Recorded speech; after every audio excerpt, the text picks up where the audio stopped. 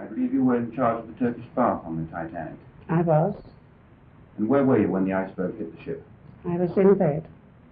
And when did you first realize things were wrong? Well, naturally the fog woke us up, and everybody got to their feet, and I went into a little passage and I met the second steward, which was Mr. Dodd, and he said, "For God's sake, get some clothes on, get up on deck." I said, "What's wrong?" He said, "I don't know." So, of course, I had a coat on, a night dress, and we got up on deck, and everybody was most cheerful. When did you first realize how serious things were? I didn't think it was serious because I didn't think it was possible a big ship like that could sink. And everybody was busy, and they was lowering the lifeboats, and the crew were marvellous. Everybody was cheerful. What did you take with you? Well, my clothes? Of your personal things? Nothing at all. No? I went back to get some personal things that I had, some money and stuff, but the water was coming down the stairs, so I had to go back. You saw the water? Oh yes, coming down the gangways, they call it. So I went back, and everybody was up on deck then. How long were you on deck before you got in the lifeboat? About an hour. I met a steward, and he said, "Here you are, grab hold of this," and it was a baby. So I took the baby, and then when they lowered the last lifeboat, I didn't want to go.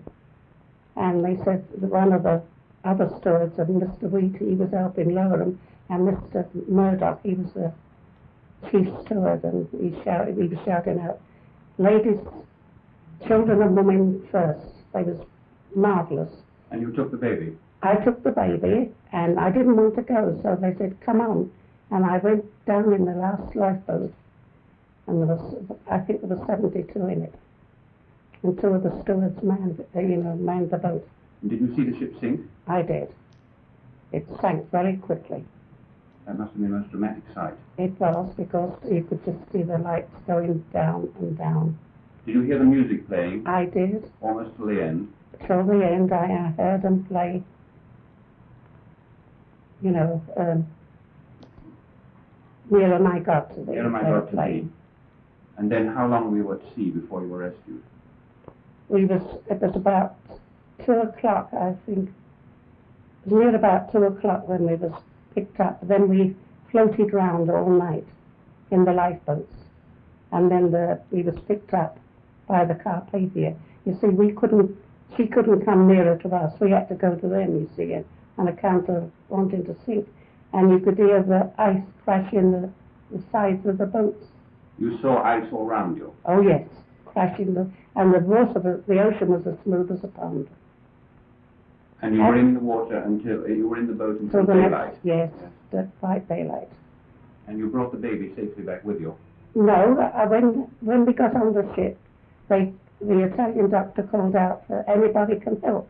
The stewards of the Carpathia were waiting there with brandy and hot blankets for the survivors.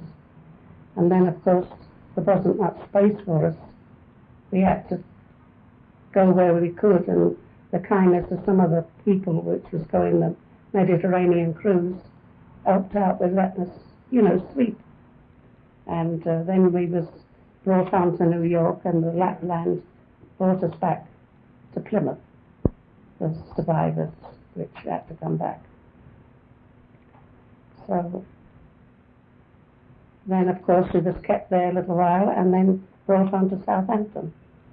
Of course, that was very sad, because everybody thought you knew somebody who was lost, and I had so many friends on there, and you couldn't tell them anything.